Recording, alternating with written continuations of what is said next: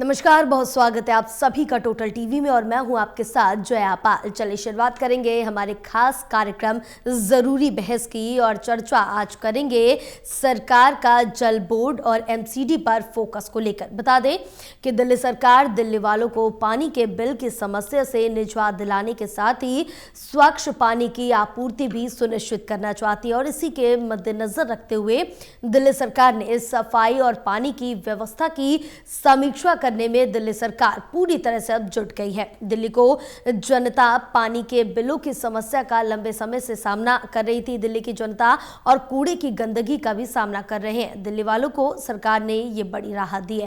फिलहाल दिल्ली के जल मंत्री ने पानी के बिलों की समस्या से दिल्ली वालों को निजात दिलाने के लिए जल बोर्ड के बिल की माफी की योजना को 15 अगस्त तक के लिए बढ़ा दिया। लेकिन इस बीच सवाल यही खड़ा हो रहा है कि क्या इस योजना का लाभ सच में जरूरतमंद लोगों तक पहुंच पाएगा।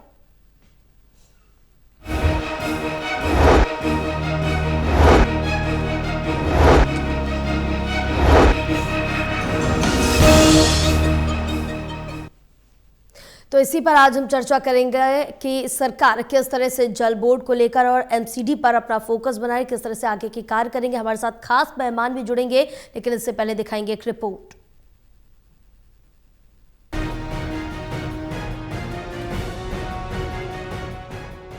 दिल्ली सरकार दिल्ली वालों को पानी के बिलों की समस्या से निजात दिलाने के लिए स्वच्छ पानी की आपूर्ति भी सुनिश्चित करना चाहती है। पानी के बिलों की समस्या का लंबे समय से सामना कर रहे और कूड़े की गंदगी का सामना कर रहे दिल्ली वासियों को दिल्ली सरकार ने बड़ी राहत दी। दरअसल दिल्ली के जल मंत्री ने पानी के बिलों की समस्या से दिल्ली वालों को निजात दिलाने के लिए जल बोर्ड के बिलों की माफी की योजना को 15 अगस्त तक के लिए बढ़ा दिया है। सरकार ने ये फैसला किया है कि एलपीएससी माफी योजना हम इसको केवल पहली बार एक्सटेंशन दे रहे हैं और आखिरी बार दे रहे हैं, ताकि पूरे सिस्टम को ठीक किया जाए, हमारे बिलिंग सिस्टम को ठीक किया जाए। जब लोगों तक हम ठीक रूप से बिल ही नहीं पहुंचा पाएंगे तो लोग उसको देंगे कैसे। जब हमारे ऑफिस की व्यवस्था ठीक नहीं होगी तब लोग अपने बिल को क्लियर कैसे करा पाएंगे। ये सारी बातों को देखते हुए 15 अगस्त तक हमने इस स्कीम को एक्सटेंड कर रहे हैं। सरकार प्रवेश वर्मा का कहना है कि पहली और आखिरी बार दिल्ली वालों के लिए पानी के बिलों में छूट योजना का विस्तार किया गया है, क्योंकि उन्हें लगता है कि कहीं न कहीं दिल्ली वालों को पानी के दुरुस्त बिल नहीं मिल पाने के लिए दिल्ली जल बोर्ड भी काफी हद तक जिम्मेदार है। इसीलिए सरकार की कोशिश है कि जल्द से जल्द दिल्ली वालों को पानी के बिलों की समस्या से न केवल छुटकारा दिलाया जाए, बल्कि उन्हें समय पर दुरुस्त बिल भी उपलब्ध कराए जाए। दिल्ली सरकार द्वारा जल बोर्ड द्वारा एलपीएससी माफ करने की योजना लाए थे। दिल्ली के लोग अपना बकाया बिल देना चाहते हैं, ये हमको पिछले कुछ दिनों में पता लगा।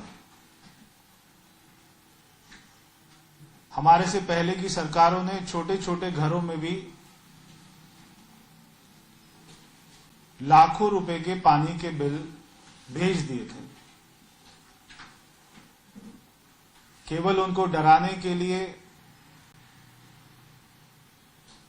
और बाद में उनको माफ करने के नाम पर इलेक्शन में झूठ बोलते थे।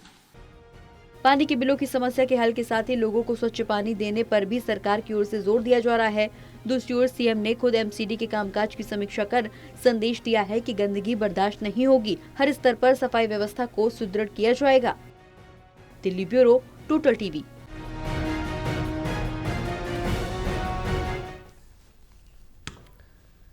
तो अब जिस तरह से देखें कि यहाँ पर जो सरकार का दिल्ली सरकार का पूरा फोकस है वो जल की ओर है, पानी की ओर है, और जिस तरह से दिल्ली में अलग अलग कूड़े के पहाड़ बन रहे हैं उनसे किस तरह से दिल्ली वालों को निजात दिलाई जाएगी, ये एक बड़ा सवाल बनकर सामने आ रहा है। क्योंकि इससे पहले अगर हम बात करें दिल्ली सरकार की पूर्व में जो थी आम आदमी पार्टी की सरकार, उस समय भी दावे वादे किए गए थे कि ये कूड़े के पहाड़ खत्म कर दिए जाएंगे। दिल्ली वालों को जो पानी की समस्या होती है, चाहे गर्मी हो तब पानी की सप्लाई पूरी तरह से नहीं मिलती पाती है।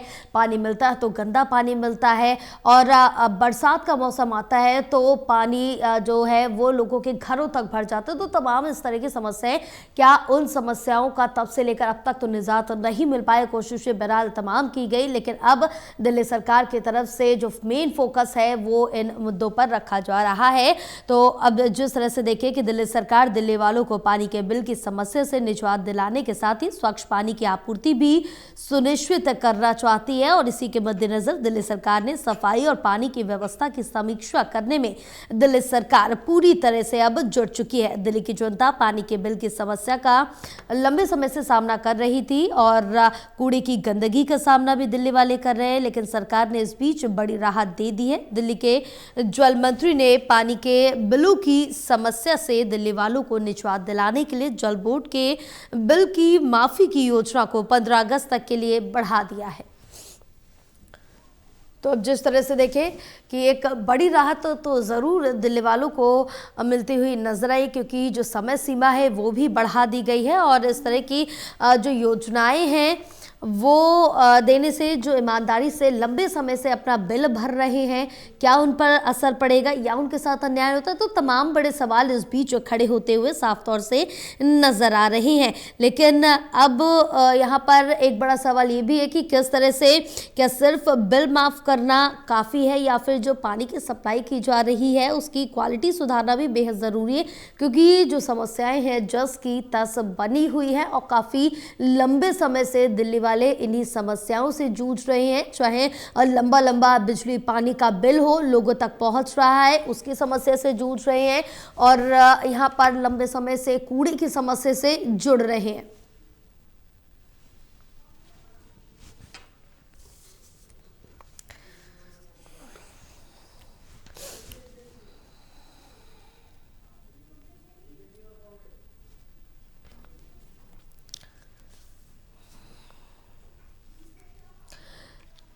तो चलिए हम चर्चा की शुरुआत करेंगे। हमारे साथ खास मेहमान भी जुड़ चुके हैं। सबसे पहले उनका तारुफ करा देते हैं। हमारे साथ नीरज तिवारी जो कि बीजेपी प्रवक्ता है जुड़े हुए हैं, और मोहम्मद आसिफ कांग्रेस प्रवक्ता है हमारे साथ जुड़े हुए। चर्चा की शुरुआत करते हैं। नीरज भी पहले आपके पास आऊँगी, क्योंकि अब दिल्ली की जनता को एक बड़ी राहत के तौर पर ये देखा जा रहा है, क्योंकि लंबे समय से चाहे वो कूड़े की समस्या हो या फिर पानी की समस्या हो, लंबे समय से दिल्ली की जनता जूझ रही है। लेकिन आपकी तरफ से जो ये योजना लाई जा रही है, जो दावा किया गया है, इसमें क्या कुछ दिल्ली वालों को राहत मिलेगी?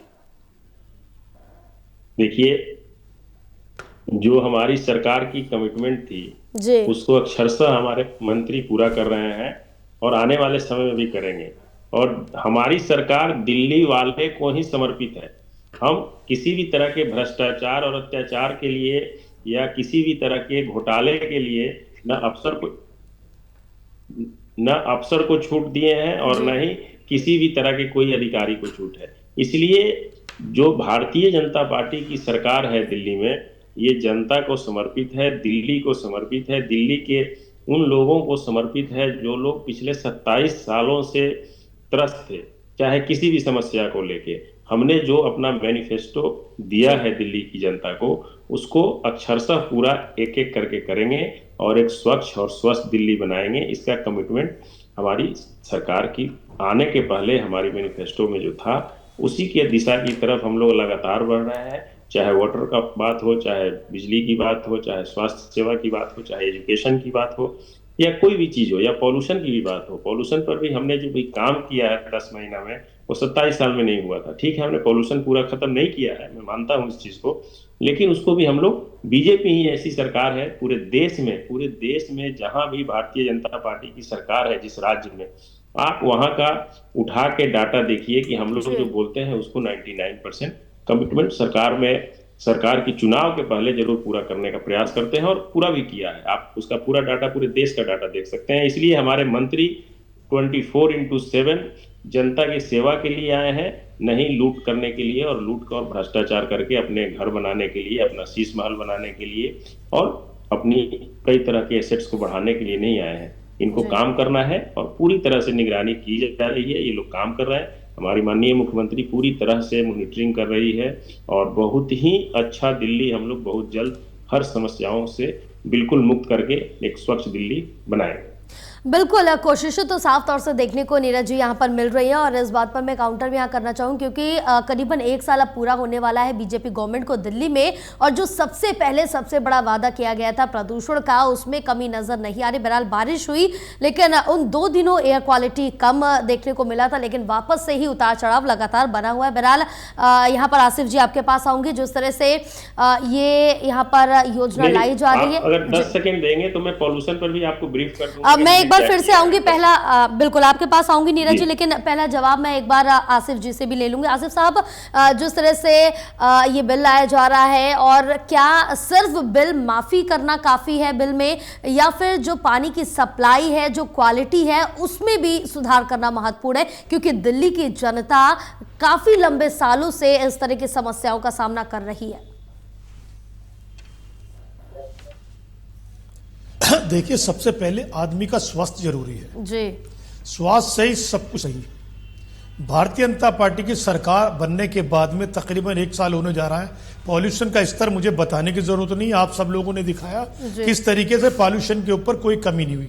4 महीने पहले, दीपावली से पहले, मुख्यमंत्री जी ने भी कहा था ग्रीन पटाखे छोड़िए, कोई फर्क नहीं पड़ेगा, और पॉल्यूशन का स्तर दिन पे दिन बढ़ता चला गया और सरकार पूरी तरह नाकाम साबित हुई। और रही पानी की बात, आपको मालूम है तमाम चैनलों पे चलता अक्सर किस तरीके से टैंकर माफिया दिल्ली में आ भी है, क्योंकि सरकार पानी देने में नाकाम है, गंदा पानी मिलता है, लोग टैंकर माफियाओं से पानी खरीदते क्योंकि उन्हें स्वस्थ रहना है जी। सरकार का तो पूरा फेलियर है। और रही बात अब कूड़े की, तो जिम्मेदार तो जनता पार्टी इसकी जिम्मेदार है।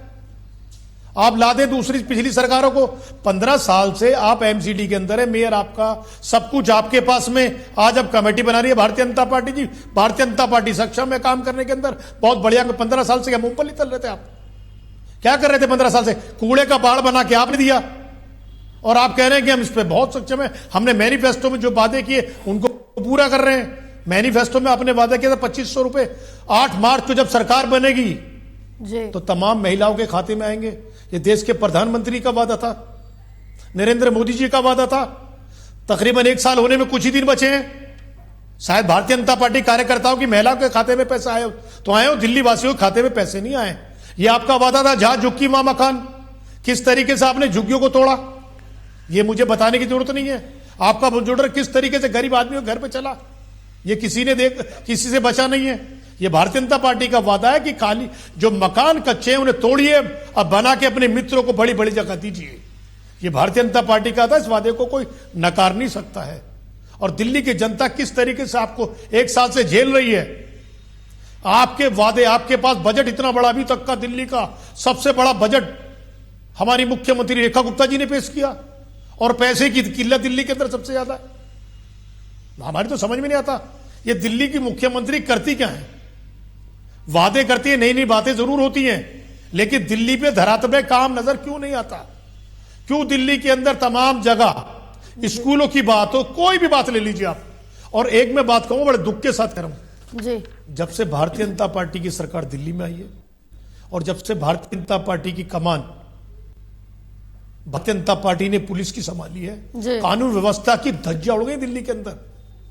क्राइम का अड्डा बन चुके दिल्ली, एक सिंडिकेट चल रहा है दिल्ली के अंदर। किस तरीके से रोज हत्याएं हो रही हैं, कोई भारतीय जनता पार्टी वाले, कोई नेता इस पर बोलने को राजी नहीं है। क्यों दिल्ली के अंदर दिन पे दिन जेलों से कॉल आते हैं और लोगों की हत्या होती है, पैसे मांगे जाते हैं? ये फेलियर किसका है? ये भारतीय जनता पार्टी का फेलियर है ना, ये पुलिस का फेलियर नहीं है। पुलिस हमारी हर तरीके से सक्षम है। पुलिस को हमने देखा 24 घंटे के अंदर बदमाश की नाक में रकेट डाल देगी, इतनी सक्षम है दिल्ली पुलिस हमारी। लेकिन जब दिल्ली पुलिस के ऊपर ही राजनीतिक लोगों का राजनीति करने लगे, राजनीतिकरण हो जाए, तो बड़ा मुश्किल होता है भाई। ये आज दिल्ली के हालात को बिगाड़ने में अगर किसी का हाथ है, कानून व्यवस्था हो, कोई भी चीज हो, भारतीय जनता पार्टी का बहुत बड़ा योगदान है। जो कहते हैं ना 27 साल बाद दिल्ली का सूखा खत्म करना है, ये दिल्ली वालों को 1 साल के अंदर नजर आ गया। आप दिल्ली को नरक बना रहे हैं, नरक के गड्ढे में आपने दिल्ली को धकेल दिया है। किस तरीके से आज स्कूलों के हालात हैं, किस तरीके से पॉल्यूशन के हालात हैं, किस तरीके गंदा पानी पीना पड़ रहा है, लोगों को, उस पर सरकार वो अपना लेके आती है। किस तरीके से आपने पॉल्यूशन के नाम में करोड़ों रुपए आपने कृत्रिम बारिश करने के नाम पर अपने ऐड खर्च किए, करोड़ों रुपए दिल्ली के टैक्स के पैसे का खर्च किया आपने। आप करना क्या चाहते हैं दिल्ली वाले इस पैसे का, इतने बड़े बजट का? सिर्फ अखबारों में अपनी फोटो, बड़ी बड़ी बड़े बड़े एड्स। ये दिल्ली की भारतीय जनता पार्टी की 27 साल के बाद सत्ता बने उपलब्धि है। एक बड़ा बजट, कई बड़े सवाल आपने खड़े कर दिए जनता के खून पैसे की कमाई के, टैक्स के पैसे का। बिल्कुल आसिफ साहब, आपने कई सवाल खड़े कर दिए, इनका सभी का जवाब हम एक बार नीरज जी से ले लेते हैं। अब बोलिए नीरज जी। देखिए, इन्होंने जो भी सवाल किया है जी, वो बिल्कुल बेबुनियाद सवाल इन्होंने किया है। ये बोल रहे हैं कि कूड़ा, आपको शायद इनको मालूम नहीं है कि अभी दिल्ली में हमारी सरकार पर डे 35 मीट्रिक टन कूड़ा सफाई किया जा रहा है। आवाज आ रही है मेरी?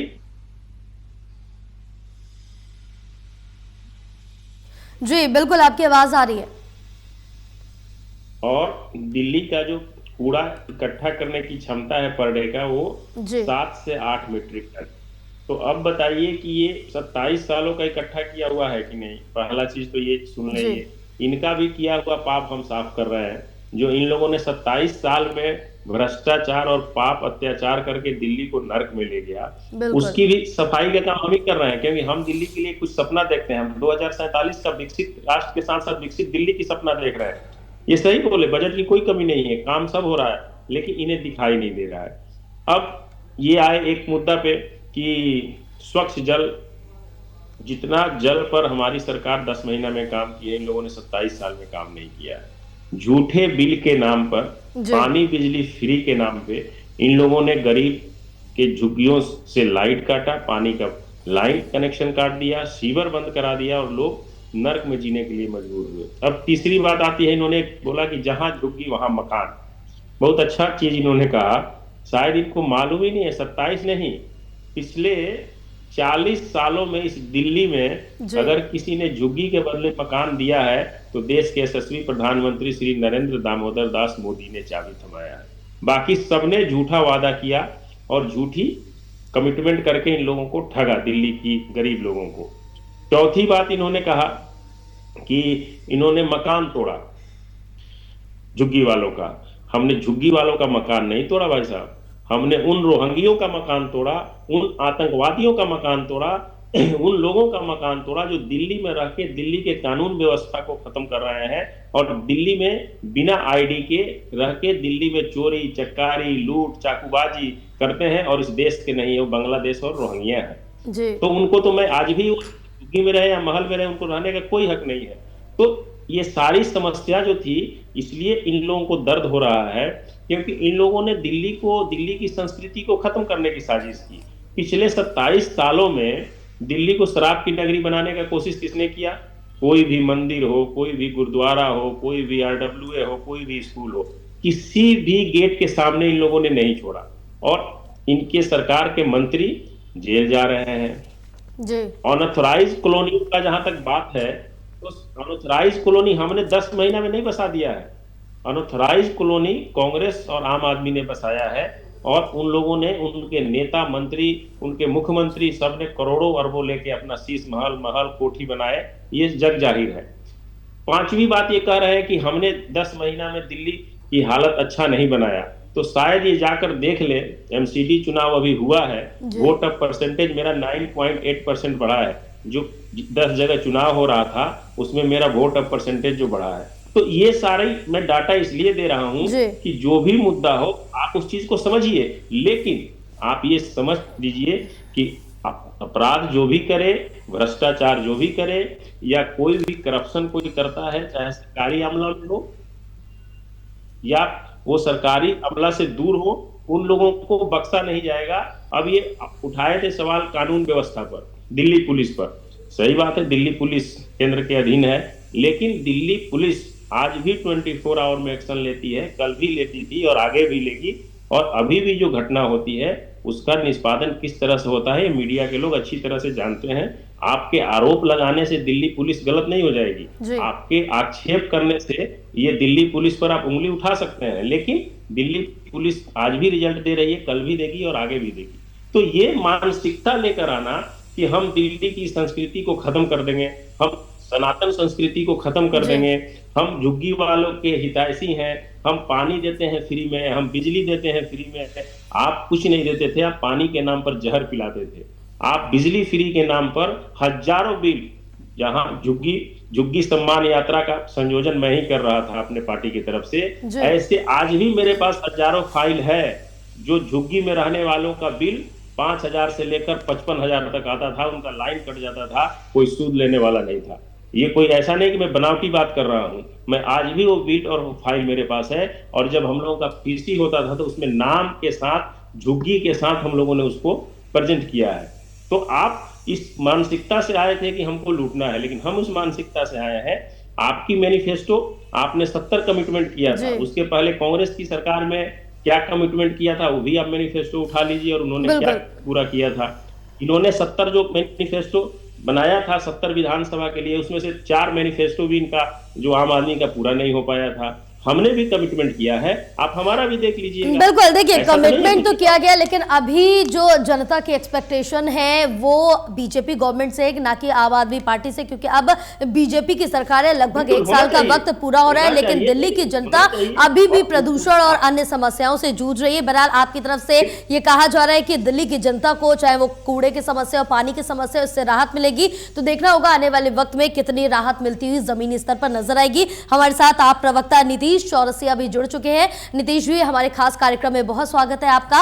और सबसे पहले जिस तरह से देखें कि दिल्ली की जनता काफी लंबे सालों से, चाहे जब आपकी गवर्नमेंट भी थी तब भी इन्हीं समस्याओं से जूझ रही थी, चाहे वो प्रदूषण हो, कूड़ा हो, स्वच्छ पानी हो, इन सभी समस्याओं से जूझ रही थी। लेकिन अब बीजेपी की तरफ से कहा जा रहा है, ये दावा किया जा रहा है कि इस पर जो फोकस है स्वच्छ पानी को लेकर, बिजली को लेकर, इस पर किया जाएगा। क्या कुछ कहना आपका? अभी जाऊंगा, देरी से जुड़ पाया, कुछ टेक्निकल इशू थी। मैं नीरज जी की बहुत सारी बातें तो नहीं सुन पाया, लेकिन कुछ हद तक जो बातें मोटा मोटी सुन के आए वो 27 सालों का एक मोटा मोटी इतिहास बता रहे थे। तो हमने तो पिछले 11-12 सालों में इसी दिल्ली में जो टैंकर माफिया चलते थे, हमने उसे खत्म करा था जी। और याद होगा कि ये सरकार जब से बनी थी महज 1 साल पहले, सबसे पहले इन्होंने टैंकरों का उद्घाटन किया था। देश के प्रधानमंत्री जी की फोटो लगी हुई है और मुख्यमंत्री जी सबसे पहले उन्होंने आते हुए टैंकर माफिया का फीता काटा। और ये सिर्फ दिल्ली में हमने पहली बार देखा भारतीय जनता पार्टी की सरकार बनते ही कि ये पानी को लेके कितना सीरियस है, कितना गंभीर है जी। दूसरी प्रमुख बात, इसी दिल्ली में हमने देखा कि किस प्रकार एक आम व्यक्ति, एक गांव समाज का व्यक्ति, जिसे रोज के, एक मजदूर व्यक्ति जिसको रोज कमाने खाने की फुर्सत है, वो अगर आज कमाएगा नहीं तो शाम को उसके यहाँ खाने के लिए चूल्हा जलेगा नहीं जलेगा, इसकी कोई गारंटी नहीं है। उनके घरों के बाहर ये तमाम उन कूड़े के पहाड़ जो 15 साल, 17 साल, 20 साल से ये लोग जब एमसीडी की सरकार में थे तो इन्होंने सबके दरवाजे पे फेंकने का काम करा। और किस प्रकार हमारे नेता आदरणीय सौरभ भारद्वाज जी ने प्रेस कॉन्फ्रेंस करके बताया कि ये जो कूड़े के पहाड़, कूड़े आपके घर के दरवाजे के बाहर फेंके जा रहे हैं, गलियों में फेंके जा रहे हैं, ये कल को आपके लिए और हमारे लिए कैंसर की बहुत बड़ी महामारी बन के निकलेगी। और इन्हीं के मंत्री ये जिम्मेदारी से कह रहे हैं कि इस तरीके की कोई बात नहीं है। तो हमने स्वीकारा, हमने माना कि अगर आप इसको बहुत बड़ा रिवॉल्यूशन की कदम मानते हैं तो इसकी शुरुआत अपने घरों से करिए, आप पहले अपने आंगनों में डालिए। हम तो कहते हैं मंत्री साहब अपने आंगन में डालें, एलजी साहब अपने घर में डलवाएं, उसके बाद आम व्यक्ति तो आप पे भरोसा करेगा ही, एक उम्मीद करेगा आपके ऊपर कि अगर हमारे नेता, मंत्री, मुख्यमंत्री अगर इतने बड़े कदम उठाने को तैयार हो और ये जो कूड़े हमारे घर और दरवाजे के आसपास रहने से कोई दिक्कत नहीं है, तो हम स्वीकार करते हैं उस चैलेंज को। दूसरी बड़ी महत्वपूर्ण बात, इसी दिल्ली में आम आदमी पार्टी की सरकार जब थी, सबसे पहले अनऑथराइज्ड कॉलोनीज में एक अच्छा खासा पैसा सरकार के बजट से आवंटित करके हमने उसको तैयार करने की कोशिश करी। हमने उन आम जनमानस की, जिसको ये पाइपलाइन आज तक पानी तक नहीं पहुंचाने की कोशिश कर पा रहे हैं, यही भारतीय जनता पार्टी के लोग, उस पानी की पाइपलाइन को तमाम उन अनऑथराइज्ड कॉलोनीज में पहुंचाया।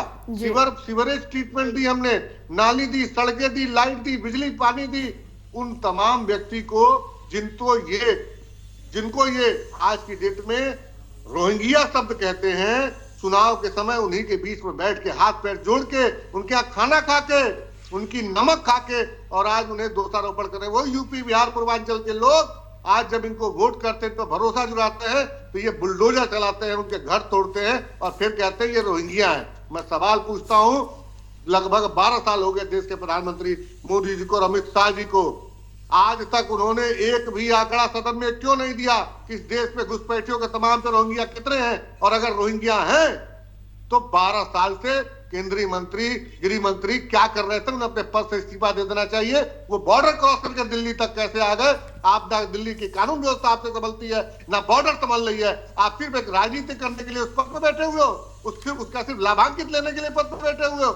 इसी देश में बमबारी हो जा रही है, आतंकवादियों जैसे घटनाओं घट जा रही है, और देश का गृह मंत्री के अंदर इतनी भी शर्म नहीं है कि वो कम से कम देश बचाने के लिए सही एक इस्तीफा देकर ये प्रेषित करे कि मैं ये जिम्मेदारी करने में असक्षम हूं। मैं आज तक जम्मू एंड कश्मीर में कैसे आया इसका प्रमाण नहीं दे सकता, दिल्ली में आरडीएस कैसे आया इसका प्रमाण नहीं दे सकता, फरीदाबाद में आरडीएस कैसे घूम रहा है इसका मैं प्रमाण नहीं दे सकता। बिल्कुल नीतीश जी, यहाँ पर मैं रोकूंगी। नीरज जी ध्यान रखिए, मैं आपके समय बोल नहीं रहा था, आपको मौका दूंगा। नीरज जी आपके समय में बोला नहीं था, नीरज जी, नीतीश जी, हमारे पास वक्त की कमी है। बहरहाल जिस तरह से देखें कि इस मामले पर यहाँ पर राजनीति होना जाहिर सी बात है।